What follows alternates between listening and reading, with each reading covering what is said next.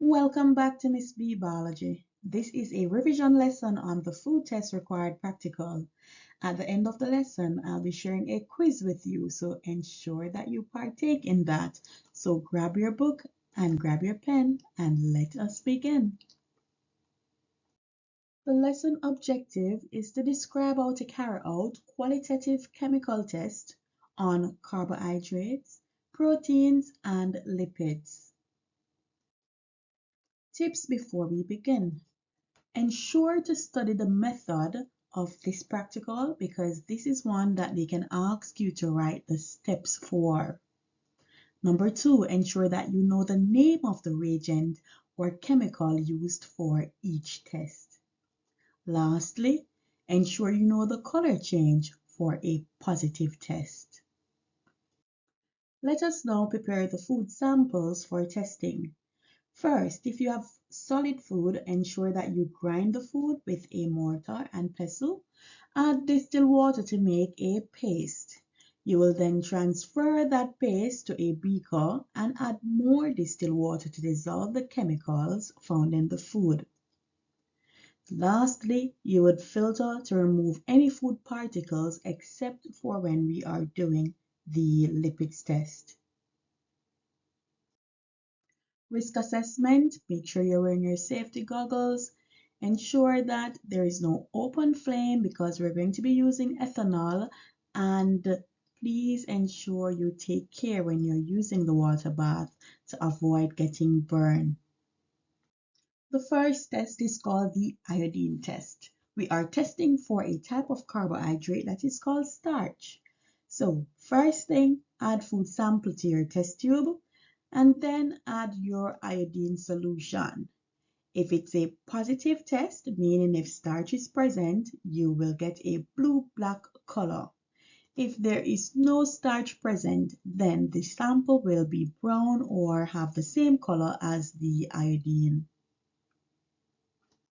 The next test is the BENEDICT'S test. We are testing for reducing sugar.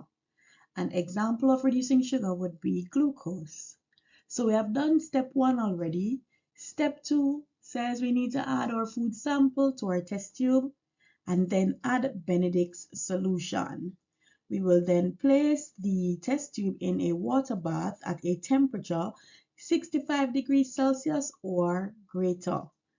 We will then see a range of results depending on the concentration of sugar, right? We could see brick red if it has high concentration of sugar, or orange, yellow, or green if it has less. The sample will remain blue if there is no reducing sugar present. The next test is called the Biuret test. We are testing for protein. So we have already done step 1. Step 2, add food sample to test tube. Step 3, add Biuret solution. Do a little shake, and if protein is present, you will notice a purple color change. If there is no protein present, then the sample will remain blue. The next test is the emulsion test, and we are testing for lipids.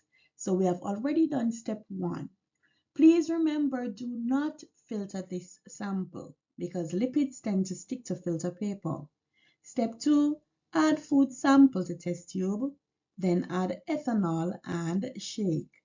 We will then add some water, and if you notice a white cloudy layer, it means that this is a positive test for lipids. It is quiz time. Get ready to answer some questions. Name the reagent used to test for starch. Iodine. What color change represents a positive test for starch? Blue-black. What color change represents a negative test for starch? Orange or brown. What change is observed for a positive test for lipids when the emulsion test is carried out on a sample? A cloudy white layer observed in the sample. Name the reagent used to test for protein. Biuret solution. What color change represents a positive test for protein? Purple or lilac? What is observed in a negative test for protein? Sample remains blue. Name the reagent used to test for simple sugars or reducing sugars. Benedict's solution. What color change represents a positive test for simple sugars? Could be brick red, orange, yellow, or green. Thank you so much for watching and all the best in your exams. Bye bye.